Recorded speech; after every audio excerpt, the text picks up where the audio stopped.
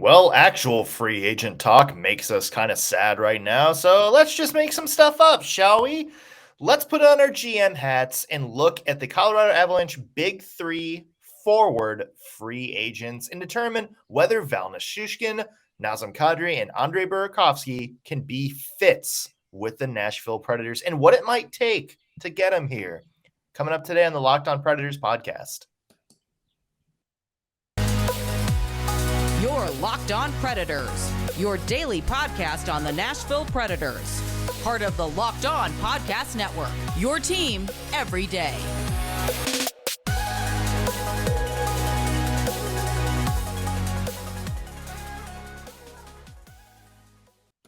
Thank you for making Locked On Predators your first listen of the day every single day. I'm Nick Morgan. I'm a writer and editor at ontheforecheck.com, and I have a partner in crime.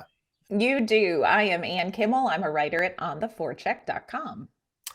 So it is the offseason, as we know, and we have been talking about potential moves the Predators could make. And we're talking about potential moves the Predators could make to distract us from the real-life realization that our front office is dumb and doesn't know what they're doing.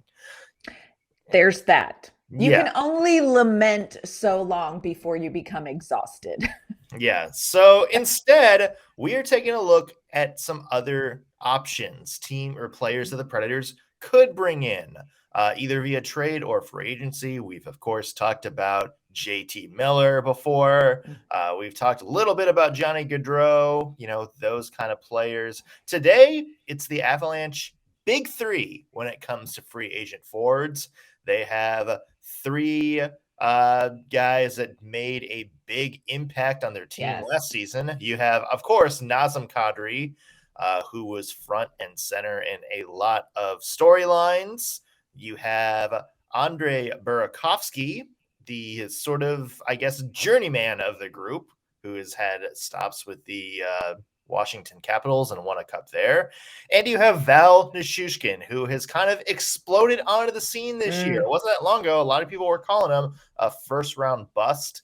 He developed into a great player this year. Now, let's get a couple of things out of the way first. First off, the Avalanche are probably not going to lose all of these people. They do have some cap space to play with. So they do have room to, probably sign one, maybe two, to pretty big contracts to lock them up. But that being said, they are a team that has a lot of money invested in some good players. Next year, they have Nathan MacKinnon, whose contract is up. He can become a UFA, so they're going to want to save a lot of money for him.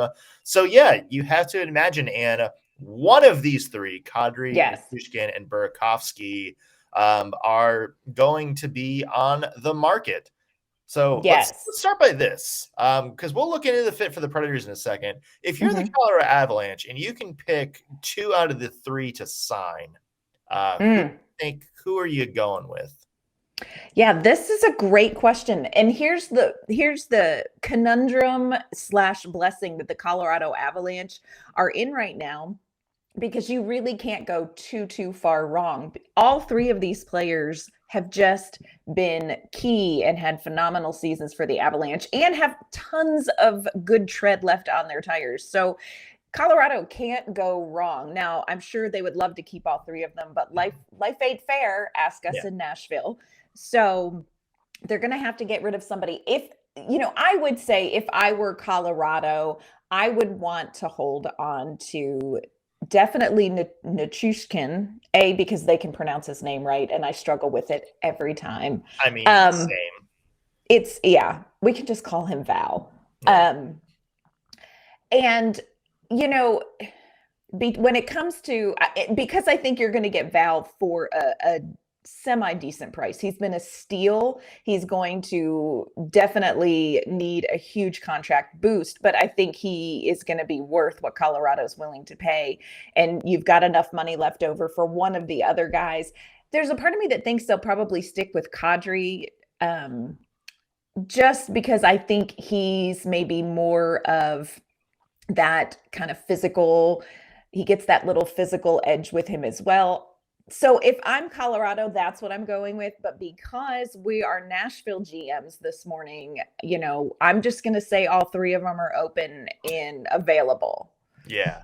Which is Yeah, not reality. That's not reality. Yeah. I mean, obviously, out of those three, if you're the Avs, I feel like Kadri's the first one you go to. You would love to bring him back. The asking price for him probably is going to be a little bit skewed, and we'll talk about that in a second. Burakovsky, to me, I love Valeri Nichushkin and what he's been able to do. He's developed into a great 200-foot player. Kind of reminds me of the way somebody else on the Preds play right now. We'll kind of talk about that. I think Burakovsky, though, has been the one that's been more consistent and probably is the one you would have to try to bring in or try to keep. Although I think he is the one that is probably going to get offered the most somewhere else just because of how good his stats have been since he's come over from Colorado. So let's talk about each one and possibly their fit with the Nashville Predators. So, Anne, let's start with the headliner. Let's start with the big guy, and that's Nazem Kadri. Sort of a complicated figure in the NHL. Fact. Yeah. They're obviously, because of what he had to go through this postseason, he's, seen very, very favorably in a lot of people's eyes now too, which he absolutely should be because of what he had to go through. But at the same time, he is sort of a complicated player from the on-ice perspective. He's somebody who we've seen lose his cool and get suspended a couple times. Yes.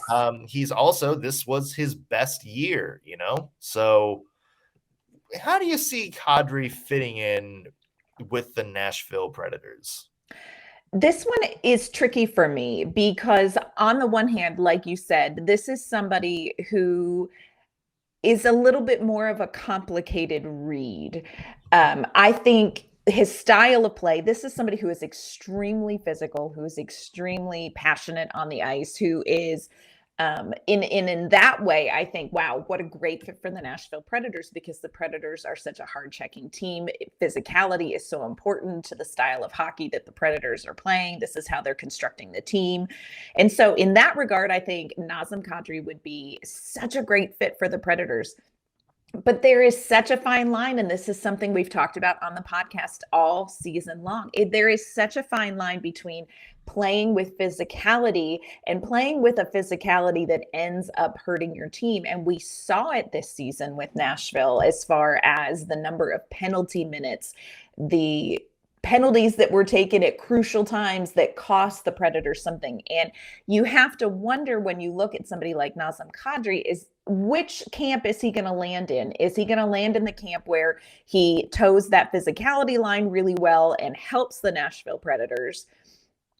I can see him. I mean, he is a spicy player. I can see him with, Ryan Johansson, or, you know what I'm saying? Like, he's just got that spice that the Predators, I think, really value.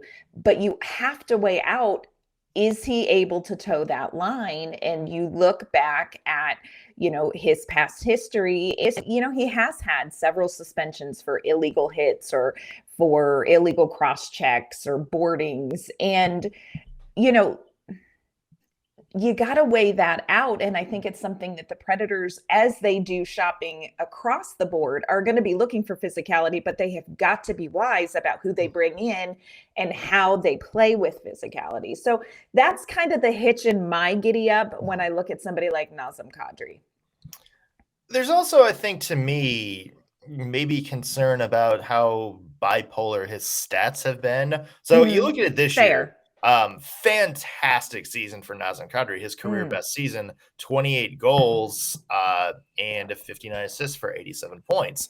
By far the best in a very long time. His previous career high was 61 points, which was all the way back in 2017. But you look over the rates the past couple of years, 32 and 56 games last year, which isn't bad, but it's, not this level. Right. 36 and 51 the year before that. And then his last season with Toronto, just 44 points in 73 games. So, there is that sort of Ryan Johansson concern a little bit. It's like, okay, why have your numbers fallen off so far from where they were 5 years ago? Now, is this a revival? Just like we saw from, Matt Duchene or FIlip Forsberg, where all of a sudden they found that extra year and now they're like, playing lights out every single night? Or is this more of a Nazem Kadri who got these numbers because he was playing with really, really, really good players? That's to me going to be the $8 million question, because I would imagine that's probably what Nazem Kadri's asking rate is going to go for. And, he's on the wrong side of 30. He's 32. 31, almost 32. He's almost 32. Yeah, he'll turn 32 at the start of next season. Welcome to the club, buddy. So, you have to, if you're the Predators or any other team in the NHL, you have to kind of weigh like, okay, is this going to be worth it for like the 6-7 years he's going to want? Even if it's just 5 or 6 years, that takes until he's 37, 38. Right. And the player you're getting then may not be the same player you're going now. So for Nashville, a team that for whatever reason, David Poile is kind of trying to keep his long-term options open, be a little bit more flexible. Maybe this isn't the right fit for you. At least that's my take right off the bat. Now, obviously, certainly plenty of pros for Nazem. For sure. Yes. We'll talk about that in just a second. But first, want to mention today's show brought to you by Bet Online. BetOnline.net is your number one source for all of your betting needs and sports info. Hockey may be over, but still plenty of good stuff out there. Got Major League Baseball where they're throwing punches and sunflower seeds.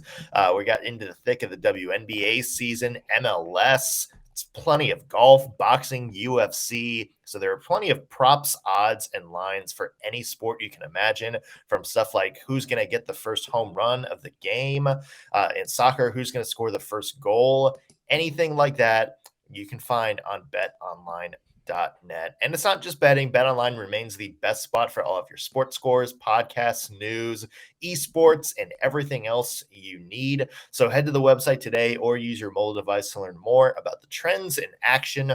BetOnline, where the game starts. So we kind of had the caveat right off the bat, Anne, about, maybe the questions surrounding Nazem Kadri and free agency. Let's take a look at what he brings in a positive sense to the table. Like, if the Nashville Predators go after Nazem Kadri, how does he fit in with this team? What does he add to the Preds? I think it comes back to style of play in a lot of ways, because I think everybody knows what the prototype is that David Poile is going to be out shopping for. He's going to be out shopping for, the theme that we've heard all season: hard to play against, physicality. And I think Nazem Kadri has that. The other thing, though, is that he is a really great balance of that physicality, that passionate play, that spicy kind of on ice temperature when he is playing. But he also really balances that well with really great hockey IQ, which I know is kind of that vague thing that people talk about. But if you watch him play, he has this really amazing ability to find such small pockets of ice, to find and anticipate when lanes are going to open. If you look at some of the goals that he has had this season, he really is threading a needle, and he has such a great feel for when that's going to happen. And I think that's something, he has this physical game, but he also has kind of this smooth, kind of suave hockey thing going for him too. And that's I think that can be a challenging package to find in the NHL. And it's so important for the Nashville Predators to have that physicality, that if you can get kind of a well-rounded player like Kadri, there's a huge benefit to that. And I also think, you look at his goals, he had 20 even strength goals, but he had 8 power play goals. I think we can all agree that, in the back of our minds, whatever, us pretend GMs or David Poile does, you have to find somebody who is going to be a contributor on the power play. He had 6 game-winning goals. Like, this is somebody who is big in the big moments. So there's a lot of upside to Kadri, and I think if he can come in and mesh well in the locker room, there's a lot of benefit to having somebody who plays as well as he does with a little bit of, to his game. That that's the official hockey term. What was that? He's got a little to his game. He could really be a good fit for this team. So there's a lot of upside.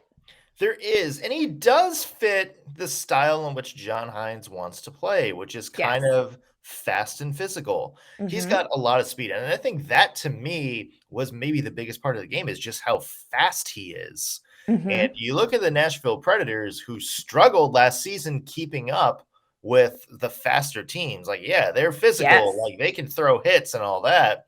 But, when it comes to just like pure speed, like the way the Avalanche played, like the way the Tampa Bay Lightning played in the Stadium Series, somebody like Kadri is going to help you with that. Somebody who can not only, keep up stride for stride with some of these top line players, but has the hockey IQ to maybe be able to go out there and defend that, like know where to go, know how to keep them from doing that. And that's something Nazem Kadri does, is when he's focused, he's a very high hockey IQ player. Mm-hmm. And then the other thing is just this season, we saw him perform the best kind of with his back against the wall. Like we saw, the whole St. Louis incident, where he was receiving all these racist threats, kind of the vitriol of the entire Blues fan base and the Blues organization. He went out the next game and scored a hat trick. Yes. Like one of his best games of the year. And it's just kind of this, this vibe of, nothing really bothers you, being able to let stuff roll off you and go out and fuel it to have one of your best games of the year. And I think that was something Nazem Kadri kind of lacked in Toronto when we saw him play there, was the ability to harness that emotion for good. We saw him play with a lot of emotion and cross a line, but this year especially, we've seen him grow up and kind of harness, the emotion of the game in good ways. So that, to me, is something that I think is also underrated that we've seen from Nazem Kadri's game this year, because that is a big part of the game. Like, you are going to get pissed off during hockey games. Like, it happens from everybody to Mark Borowiecki to Roman Josi. Like, how do you channel that emotion into helping you win a game? That's something I think Kadri did really, really well this year. And I think that's something that the Nashville Predators could definitely benefit from, because I think you can look back on this season and you can see that there are certain players, when that moment came, maybe didn't handle it well. So I would agree with that. I think, he plays this season especially a little bit bulletproof, and that's not a bad characteristic to have in your locker room. If you're the Preds, knowing what Nazem Kadri is probably going to get on the market, do you give him, this answer might depend on what happens with number 9, but let's say Forsberg's gone, you want some replacements. Is Nazem Kadri your guy? Is Nazem Kadri the guy you go out and get? He is definitely at the top of the list. If they feel like he's going to be a good fit, I think talent-wise, there's no question that he is what they're looking for. And again, everything, like what I have for lunch today right now, hinges on what is happening with FIlip Forsberg. Everything hinges on FIlip Forsberg. But Kadri is somebody that I would have on my short list if I were the Nashville Predators. Would you? What do you have for lunch if FIlip Forsberg signs today? If FIlip Forsberg signs today, I'm getting like Olive Garden, because I'm all class. I thought you were just going to say like cocaine. Like... No. Probably just Olive Garden, fettuccine, like chicken fettuccine Alfredo. Yeah, we'll start low. Okay. Obviously depends on what happens with Forsberg. If Forsberg goes, you're probably going to have to rebuild a lot of things up front. And Kadri may be a guy you go out and get that would look good on paper, but it's got to be for the right deal. And I do have a feeling that there might be some other teams out there that maybe are better fits right now that would be a little bit more aggressive at giving Kadri the deal they want. I don't know if the Predators are one of those teams. Let's take a look at some players that do maybe fit into that picture for the Predators. Valeri Nichushkin and Andrei Burakovsky, two guys that are probably going to be way more affordable than Nazem Kadri. There is a fly flying around my face, and it's really annoying. So that's why I'm doing this a bunch. Yeah, let's talk about Andrei Burakovsky, because this is a guy who's kind of been overshadowed everywhere he's been in his entire career. And he has been a solid middle six player for 2 Stanley Cup winners now. Yes. You know, he played for the Washington Capitals. And of course, like you say, it's very easy if your name is not Alex Ovechkin to be overshadowed when you play for the Washington Capitals. And then it came to Colorado. And I think you have hit the nail on the head, like such a strong middle six player. And you know, if the Nashville Predators get it together and sign FIlip Forsberg, can you imagine how huge it would be to land somebody like Andrei Burakovsky for the Predators as well? Because this is somebody who has so much to contribute offensively. Played 80 games, so very healthy season, 22 goals, 39 assists for 61 points. You know, he was 5th on the Colorado team in points, and this Colorado team just is stacked with talent, and yet he is somebody who definitely stood out. So this was a really great year for him. Playoffs, came out and lit it up in the playoffs. Now he did end up missing some because he took a puck to the hand. So he did miss some games, but while he was playing in the playoffs, he had like a 23% shooting percentage. So this is somebody who, again, performs really well. The other thing I just want to throw out, which is very tempting to me personally, is that Andrei Burakovsky played 57 games with the Erie Otters, which is the team where I grew up. So there's a part of me that's like, hey, buddy, Western Pennsylvania, come on. I'll make you some Western Pennsylvania stuff. Yeah. So I'm liking this guy. There's the... Yeah, there's the hook. There's the hook. Like, we'll go get fettuccine Alfredo at Olive Garden together, Andrei Burakovsky. Yeah. A lot of good Erie Otters, as you've discovered. Oh, my goodness. The rabbit hole of delight this morning, my friends. We'll just let that one sit. Yes. Just let that Big sit. Erie Otters fan. The Connor McDavid Dylan Strome team has to be up there. Yeah. Yeah. So Andrei Burakovsky. Yeah, focus. Likes Olive Garden, came from the Erie Otters. This is another interesting one because seems to be what the Predators exactly need, which is some scoring punch from the middle six. Hello. You look at what he's done since he's come over from Colorado. You know, in Washington, while he was still trying to find his footing, he put up some good numbers. You know, had a 38-point season, but was kind of more of like a spare guy. You know, a third liner, somebody who really wasn't one of the first people off the ice in any situation. And that changed really when he went to Colorado and he kind of got bumped up the lineup a little bit. He had 45 points in 48 games in 2020, so he would have had probably a 50, possibly a 60-point season there.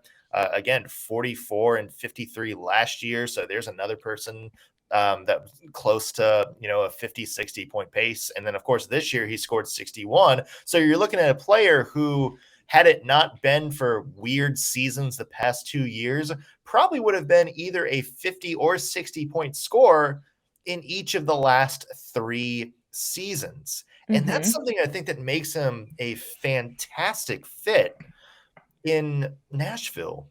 Yes. Is because he is exactly what that second line needs. And, you look over, he kind of has the same vibe of somebody like Mikael Granlund, like very quiet, under the radar, does, is maybe not elite at any one thing, but is very, very good in a lot of different areas. So if he plays with him, I think that's a good pair. If he plays with Ryan Johansson, Ryan Johansson is like the playmaker of that group, the guy that can, use his physicality, kind of use his body and space to kind of create space. He just needs somebody that can help finish off the plays he makes. And Andre Burakovsky, to me, can be that guy. And he's also, whoever winds up on the other side, whether that's Ellie Tolvanen, who we know has a great shot, whether that's Phil Tomasino, who's a little bit more of it's like a zesty, speedy player, that's a good fit. And he can help him elevate whoever's on that other wing.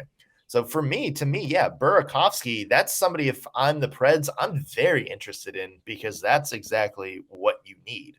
Yes. And I think too, Burakovsky can play up if, there's some sort of injury on a top line. This is somebody you can plug into a top line position, and he is ready to play there as well. So there is so much upside to Burakovsky, so much upside. I really, really like him. And I think if the Predators can keep Forsberg, Burakovsky is a player that it would be worth throwing a chunk of change at to really help punch up that top six. And they have the space to do that. Even if they bring Forsberg back, they have a sizable chunk of cap space, and it's built for somebody like Burakovsky, who's going to be a high-end player, but not so high-end that he winds up pricing himself out of the market. You could probably get him for $6 million, 6.5, something like that. And that would be a pretty good deal. And that's a deal that you can afford. Yes. So to me, that's a fit.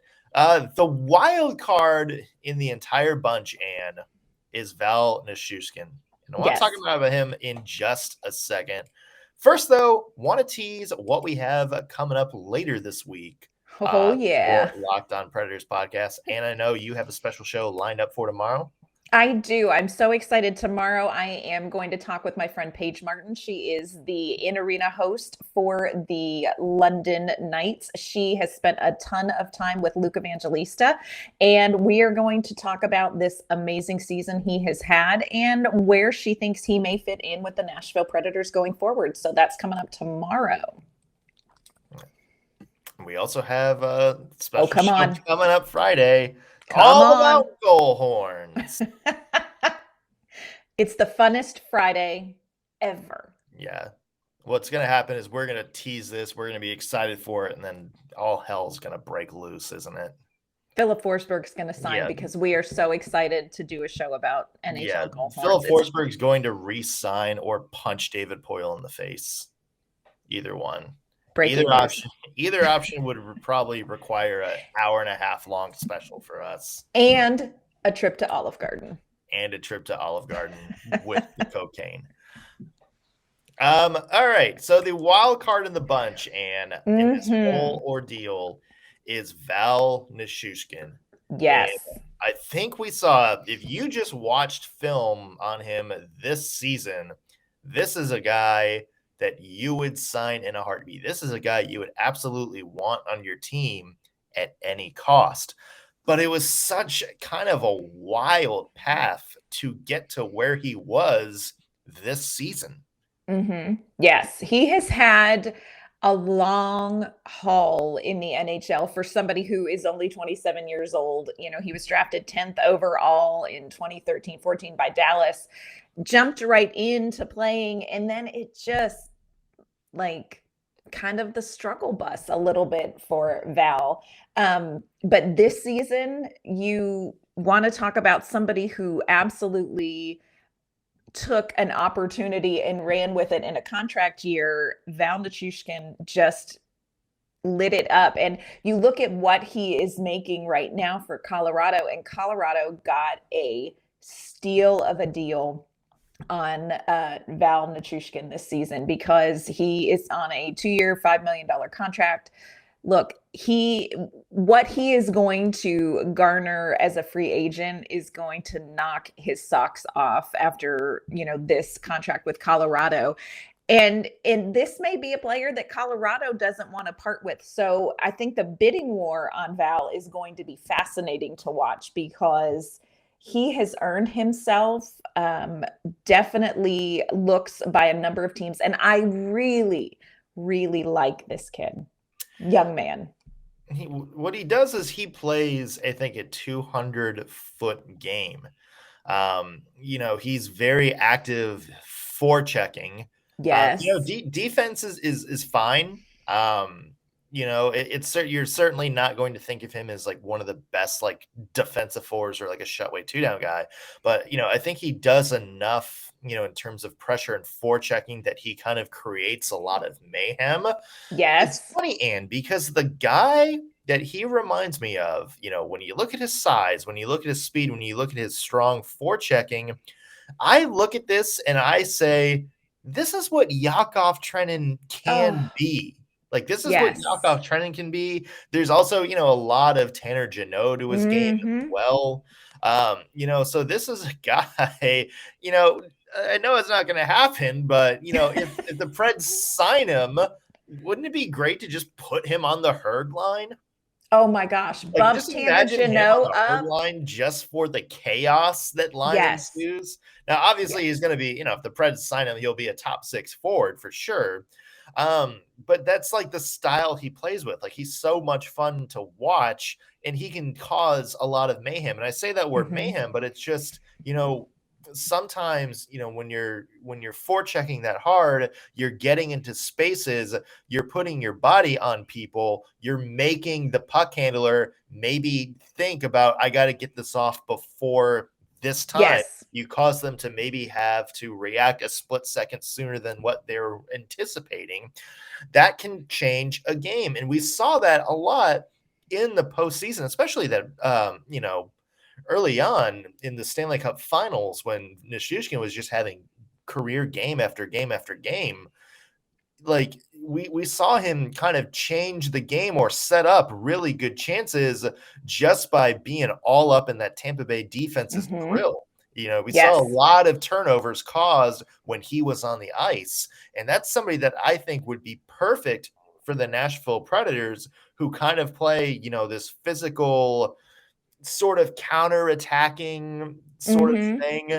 However you want to describe John Hines' game, but this is somebody that I look at and be like, he plays with the style the Predators want him to play with. 100%. He, fits into the identity of the team. Like, this is a guy that I think would do very well in a Predators uniform. I love how you're describing his play, because he is very much an interrupter.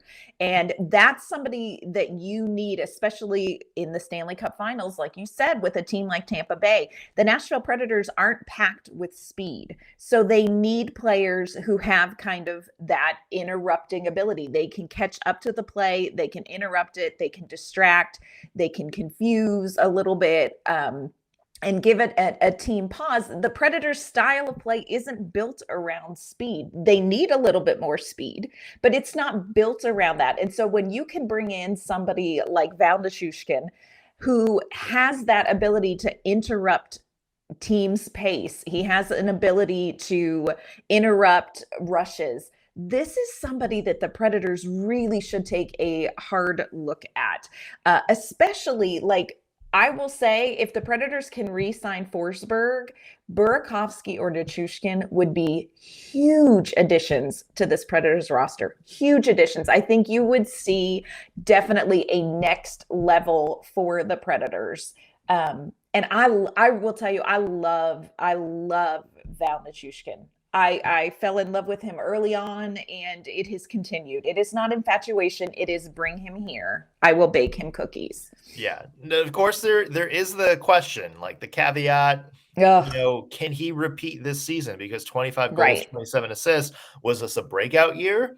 Or was this just a contract year anomaly? And is he going to go back down to like Victor Stahlberg level of output, where he's just scoring like 12 goals and 13 assists in a year again? And at that point, it's like, oh boy, like, here we go again. This isn't worth it. I think like for Nichushkin also, in order to have the scoring output, he's got to be with the right people. And very true. The other question is, what are the people going to be in Nashville, because I do think it depends. You need somebody to kind of play the style the Preds want to play with that matches Nichushkin, but you also want them to have some scoring punch. So if you're putting him out there to kind of zest up, that third line, that's maybe not going to work out. If you're putting him in a prime spot, maybe on the other side of FIlip Forsberg, God, I hope that happens, then that's something that you're able to look at and be like, okay, yeah, like this is something that I think is going to work out for a lot of different people. Yes. Yeah, this could be a really amazing fit for the Nashville Predators. Here's the problem. When you're talking about any of these three players, whether you're talking about Nazem Kadri or Andre Burakovsky or our sweet friend Val, it is going to be like Walmart on the day after Thanksgiving, Black Friday, people lined up at the doors, pounding on the doors. And so the Predators, if they are really interested in either of or any of these players, and they should be, they're going to have to really be willing to spend some money on them. And it's going to be a little bit of a bidding war. I mean, these are the Cabbage Patch Dolls of the hockey world, I think, this offseason. The Furbies. Do you remember the Furbies? I don't remember Furbies. How do you know? Those were like the toy of like the late 90s, like the little weird gremlin looking things. Oh, I know it. Yeah. But everybody was like waiting in line to get one. Yeah, that was outside my window. I was Cabbage Patch Doll. Oh, okay. Generations. Yeah. I feel like you should at least know about Furbies. Yeah. I know. I mean, when you say that, I can kind of bring up a visual. But it was like Tamagotchi era, wasn't it? Furbies and Tamagotchi. Aren't they about the same? Sure. Yeah, I think. Yeah. Same ballpark. Yeah. All right. So let's close this by this. You can pick one of these guys. Oh, come on. One of these guys comes to the Nashville Predators with FIlip Forsberg back. Okay. Who do you think? Oh, come on. This is tough. If FIlip Forsberg is back, oh, this is a rough one. If FIlip Forsberg's back, I would say go with Burakovsky or Val. But I don't know which one. Either one. Like, I could be happy with either one. I could have a boy Cabbage Patch Doll or a girl Like, I don't care. Just, I would like a Cabbage Patch Doll. Either one of those two would be fine. How about you? I would have to say Andre Burakovsky. Yeah. Can't argue with it. Yeah, I think that's certainly somebody who I think fits in exactly with what the Preds need right now, and I think he's going to have help to kind of replicate what he did this past year. So, yeah, I can't argue with that. Plus 2 Stanley Cups, you get that experience in Nashville, something the Preds don't really have right now. Yes. So, yeah, I mean, I think overall Burakovsky might be a really, really good fit. I could be very happy with that. I could be happy with that. So we'll have to see what happens. First, though, let's sign FIlip Forsberg. Let's cross that. Let's eat our peas before we go out shopping for brownie sundaes. Let's eat our Olive Garden, folks. Yeah, that's more delicious than the peas. Mm-hmm. So, yeah, good shows coming up later this week. Until then, Anne, where can we find your work online? You can find my work at ontheforecheck.com, and you can find me on Twitter at AnnK_Mama on Ice. So choked up about your Twitter that you just can't get through it. It was the Olive Garden that choked me up. Yeah. We're all emotional about Olive Garden. Yes. I'm Nick Morgan. You can find me on Twitter at _NSMorgan. Read my work at ontheforecheck.com. Also, be sure to follow the podcast on Twitter at LO_Predators. And if you're watching us on YouTube, be sure to like the video, subscribe, and leave a comment. Let us know which of those 3 you would like to see the Predators sign, or if there are better options out there. We would love to know. That's going to do it for us today on the Locked On Predators podcast. Thank you for making us your first listen of the day. We'll be back tomorrow with a new episode. See you then.